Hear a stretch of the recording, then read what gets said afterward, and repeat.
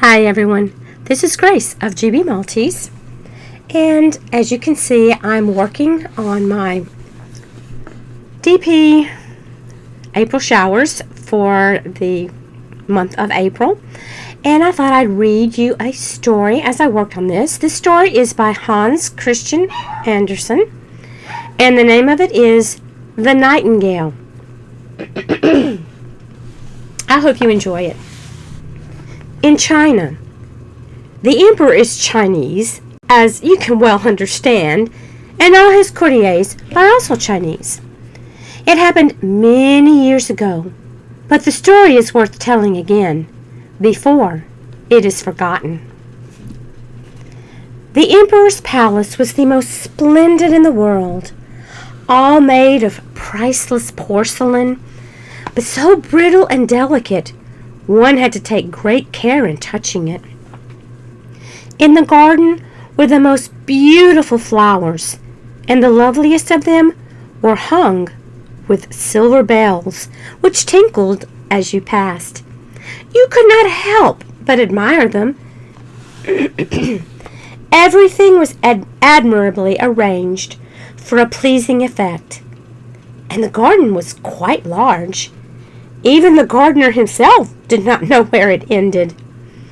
Beyond it was a stately forest with great trees and deep lakes. The forest sloped down to the sea, which was a clear blue. Large ships could sail in under the branches of the trees, where lived a nightingale. This nightingale sang so beautifully that even the poor fisherman, who had much to do, stopped to listen when he came at night to haul in his net. "How beautiful it is," he said. But he had to attend to his work and forgot about the bird. Travelers came to the emperor's capital from many countries and were astonished at the palace and the garden. But as they heard the nightingale, they all said, "This is the finest of all." The travelers told about it when they returned home, and learned scholars wrote many books about the town, the palace, and the garden. But they did not forget the nightingale. She was praised above everything else in the empire, and the poets composed splendid verses about the nightingale in the forest by the deep blue sea. These books were sent everywhere in the world, and some of them reached the emperor. He sat in his golden chair and read and read. He nodded his head now and then, for he liked the brilliant accounts of the town, the palace, and the gardens. But the nightingale is the most wonderful, the books said. "What?" said the emperor. "I don't know anything about the nightingale. Is there such a bird in my empire and in my garden? I have never heard of her. Fancy reading about her for the first time in a book written by someone who never lived here before."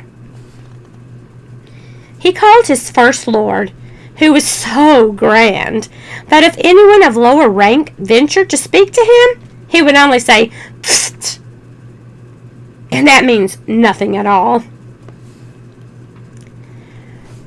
"There is said to be a most remarkable bird called a nightingale," said the emperor. "They say she is the most glorious wonder of my kingdom. Why has no one ever said anything to me about her?" I have never before heard the nightingale mentioned," said the first lord. "I know that she has never been presented at court, but I will seek her out." But where was she to be found? The first lord ran upstairs and downstairs, through the halls and corridors, but no one he had met had ever heard of the nightingale.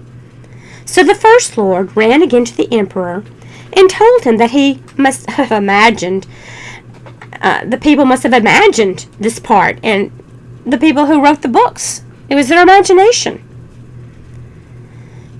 Your Imperial Majesty, can I really believe whatever is written? There are some inventions called the Black Art. But one book in which I read this, said the Emperor, was sent me by the powerful Emperor of Japan, so it cannot be untrue. The Nightingale must be here this evening. She has my gracious permission to appear before me, and if she does not, the whole court shall be trampled underfoot after supper. S'il vous plaît, said the First Lord, and he ran upstairs and downstairs, through the halls and corridors, and half the court ran with him, for they did not want to be trampled underfoot. Everyone was asking about the wonderful Nightingale, of which all the world knew except those at the court of the Chinese Emperor. At last, they met a poor little maid in the kitchen who said, "Oh, I know the Nightingale well. How she sings! Every evening I carry the leftover scraps from the court table to my poor sick mother. When I am going home at night, tired and weary, and I stop to rest for a while in the woods, then I hear the nightingale singing. It brings tears to my eyes, and I feel as if my mother were kissing me." "Little kitchen maid," said the First Lord, "I will give you a place as the court cook, and you shall have leave to see the Emperor at dinner every night, if you will lead us to the Nightingale. She is invited to appear at court this evening." So they all went into the forest where the Nightingale usually sang, and half the court went too. On the way, they heard a cow mooing. "Oh," said one of the courtiers, "we have found her. What wonderful power for such a small creature. I am sure I have heard her before." "No, that is a cow mooing," said the little kitchen maid. "We are still a long way off." Then the frogs began to croak in the marsh. "Splendid," said the court chaplain. "There must be the Nightingale. It sounds like distant church bells." No, those are frogs," said the little kitchen maid. "But I think we shall see her soon, or hear her." Then the Nightingale began to sing. "There she is," cried the girl. "Listen, she is sitting there." And she pointed to a small gray bird up in the branches. "Is it possible?" said the First Lord. "I should never have thought it. How ordinary she looks. She must have lost her color, seeing so many distinguished men around here." "Dear little Nightingale," called the kitchen maid, "our gracious Emperor would like to have you sing for him." "With the greatest of pleasure," said the Nightingale, and she sang so gloriously that it was a joy to hear. "It sounds like crystal bells," said the First Lord. "Look how her tiny throat throbs. It is strange. We have never heard her before. She will be a great success at court." "Shall I sing once more for the Emperor?" asked the Nightingale, thinking that he was one of the men standing below. "My esteemed little Nightingale," said the First Lord, "I had the honor to invite you to court this evening, where His Gracious Imperial Highness will be enchanted with your charming song." "My song sounds best among the trees," said the Nightingale. But she went with him gladly when she heard that the Emperor wished it. At the palace, everything was prepared for the glorious occasion. The porcelain walls and floors glittered in the light of many thousands of golden lamps. Gorgeous flowers with tinkling bells were placed in the corridors. There was such hurrying and doors opening and closing that all the bells jingled, so no one could scarcely hear oneself speak. In the center of the great hall, where the emperor sat on his throne, a golden perch had been placed for the nightingale. The whole court was there, and the little kitchen maid was allowed to stand behind the door, now that she was court cook. Everyone was dressed in his best, and everyone was looking toward the little gray bird, to whom the emperor nodded most kindly. The nightingale sang so gloriously that tears came into the emperor's eyes and rolled down his cheeks. Then the nightingale sang even more beautifully, and her music melted every heart. The emperor was filled with such delight that he said she could wear his gold slipper around her neck. But the nightingale thanked him and said she had reward enough already. I have seen tears in the emperor's eyes. That is the richest reward. An emperor's tears have great power. Then she sang again with her entrancingly sweet voice. Oh, that is the most charming coquetry I have ever heard, said the ladies, and all of them held water in their mouths, and they made so that they might make a jugging sound whenever anyone spoke to them. Then they thought themselves nightingales. The lackeys and chambermaids announced they also were pleased, which means a great deal, for they are most difficult of all to satisfy. In short, the nightingale was a real success. She had to stay at court now. She had her own cage, with permission to walk out twice in the day and once at night. She was given 12 servants, each of whom held a silken ribbon which was fastened around one of her tiny legs. So there was not much fun in an outing like this. The whole town was talking about the wonderful bird, and when two people met, one would say Nightin and the other Gale, and when they would sigh and understand each other. Yes, and 11 grocers' children were named after the nightingale, but not all one of them could sing a note. One day the emperor received a large parcel on which was written, "The Nightingale." "Here is another new book about our famous bird, I am sure," said the emperor. It was not a book, however, but a little mechanical toy which lay in a box, an artificial nightingale, very like the real one, but studded with diamonds, rubies, and sapphires. When it was wound up, it could sing one of the songs the real bird sang, and its tail moved up and down, glittering with silver and gold. Around its neck was a little collar on which was written, "The nightingale of the Emperor of Japan is nothing compared to that of the Emperor of China." "Wonderful!" everyone said, and the man who had brought the artificial bird received the title of Bringer of the Imperial First Nightingale. "Now they must sing together. What a duet we shall have!"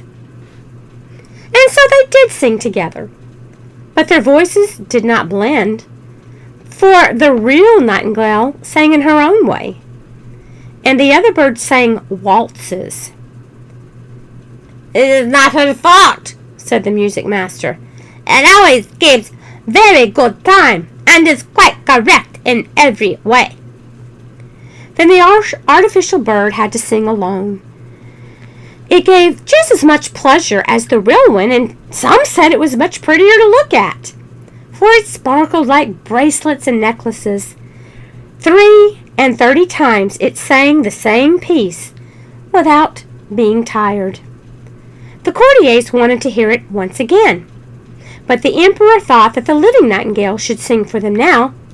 But where was she? No one had noticed that she had flown out of the open window back to her green woods. "What shall we do?" said the emperor. And all the court scolded and said that the nightingale was very ungrateful. "But we still have the better bird," they said joyfully. Then the artificial one had to sing again. And that was the 34th time they had heard the same piece. But they did not yet know it by heart. It was much too difficult. The music master praised the bird and assured them it was better than a real nightingale, not only because of its beautiful diamond-studded plumage, but because of its mechanical interior as well. "For see, my lords and ladies, and your imperial majesty, with the real nightingale one can never tell which song will come out, but with the artificial bird everything is set beforehand. You can explain its mechanism and show people how man's skill arrange the waltzes and how one note follows the other in perfect order." "Oh, that is just what I think," said everyone. And the music master requested permission to show the bird to the people the next Sunday. "They shall hear it sing," commanded the emperor.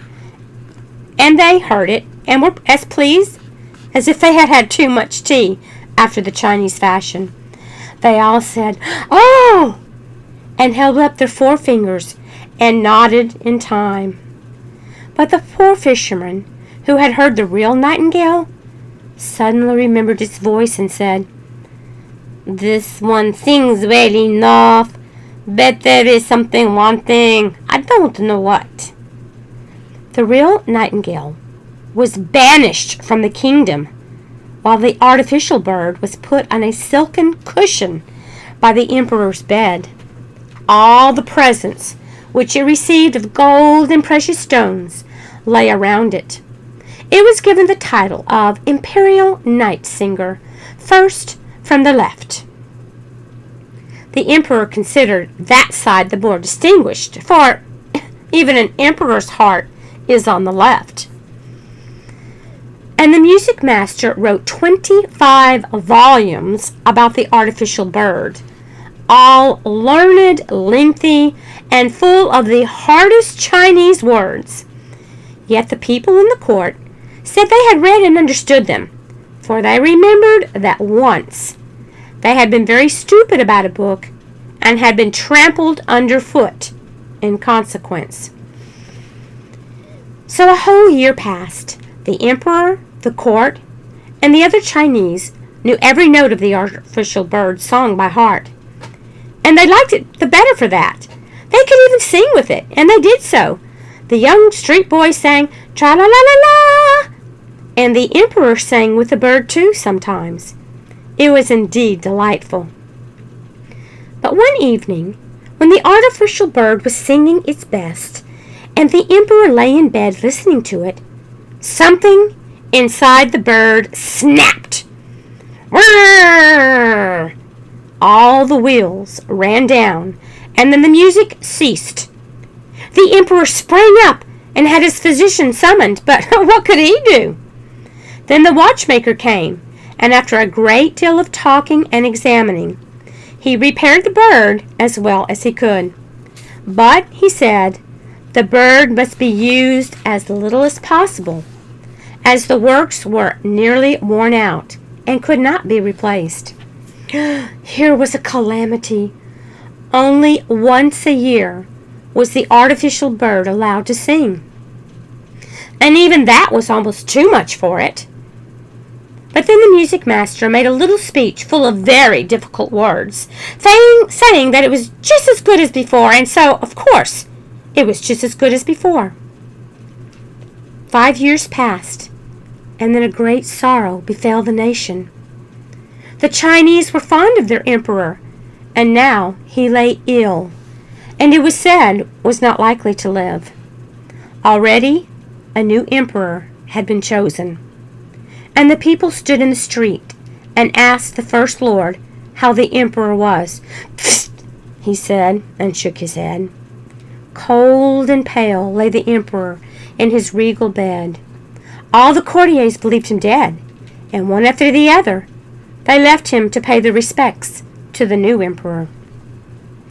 Everywhere in the halls and corridors, cloth was laid down, so no footstep could be heard, and everything was still, very, very still, and nothing came to break the silence.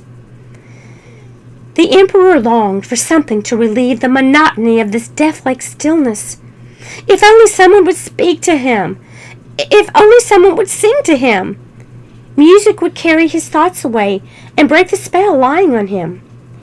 The moon shone in at the open window, but that, too, was silent.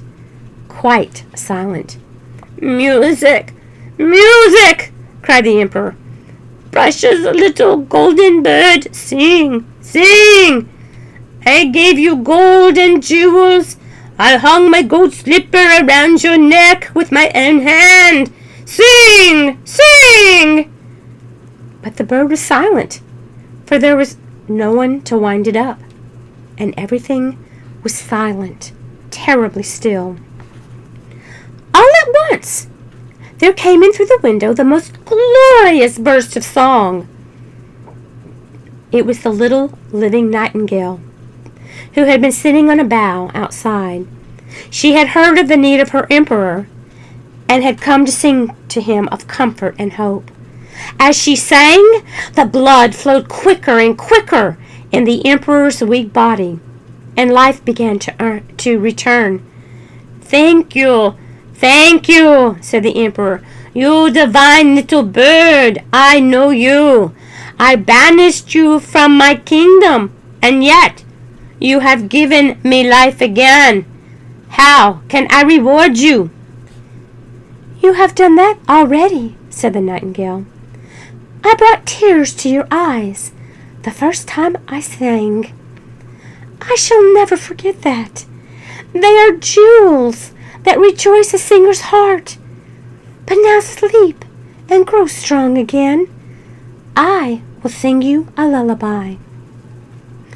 And the emperor fell into a deep, calm sleep as the nightingale sang. The sun was shining through the window when he awoke, strong and well. None of his servants had come back yet, for they thought he was dead. But the nightingale still sang to him. "You must always stay with me," said the emperor. "You shall sing only when you like, and I will bring the artificial bird. I will break him into 1,000 pieces." "Don't do that," said the nightingale. "It did what it could.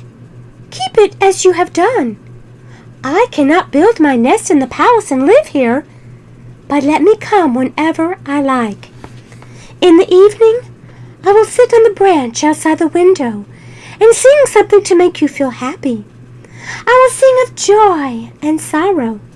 I will sing of the evil and the good which lie hidden from you."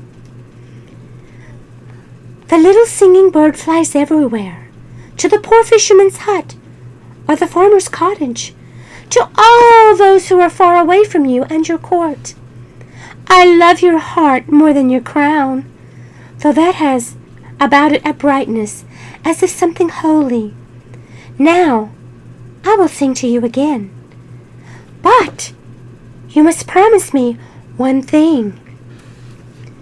"Anything that you ask," said the emperor, standing up in his beautiful imperial robes, which he had put on himself, and fastening on his sword, richly embossed with gold. "One thing only I beg of you. Do not tell anyone. You have a little bird who tells you everything. It will be much better not to have it known." Then the nightingale flew away. When the servants came in to attend their dead emperor, the emperor said, "Good morning." And that is the end. So, how do you think the people must have felt when they walked in thinking the emperor's dead? And there he is, all dressed, ready to get up and go. And they're thinking he's dead. And he's good morning, everybody. He's still alive. That just goes to show that man-made things can break, and the beauty of nature, we cannot replicate that. That is how I feel, and that's what I take from that. I hope that you enjoyed the story. I thought it was kind of, I don't know, just thinking of the bird singing, a real live bird singing to you. I just think that's awesome. And of course, all of you know, my husband loves birds, so this is a very special story. I hope you're having a wonderfully blessed day. Take care of yourselves, everyone. God bless. I love you guys. Bye.